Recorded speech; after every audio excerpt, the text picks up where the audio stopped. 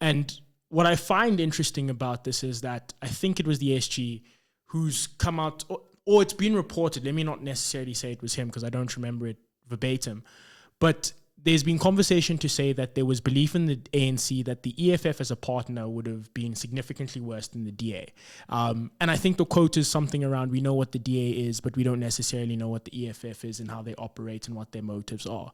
And I think what you point to very clearly is politics is about incentives, and politics is about ensuring that you're a beneficiary as party leaders, but also you ensure that your constituency is represented at an executive level.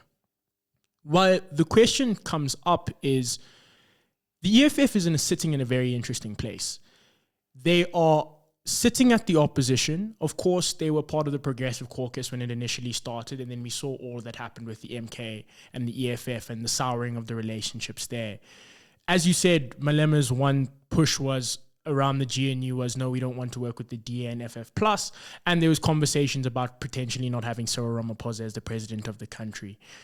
Where we sit now, it seems like the EFF is the one party that could be the biggest benefactor of the situation, because they can be the ones seen to have changed the country. Because where it seems like at the moment is we're a very stagnant country. There's not a lot of progress. There's a lot of squabbling. There's a lot of issues that remain present. And as I think you've pointed out very clearly is that these parties, as much as they claim to be outwardly facing and say that they don't support each other, the DA, the EFF and the MKP voted again with each other for the budget.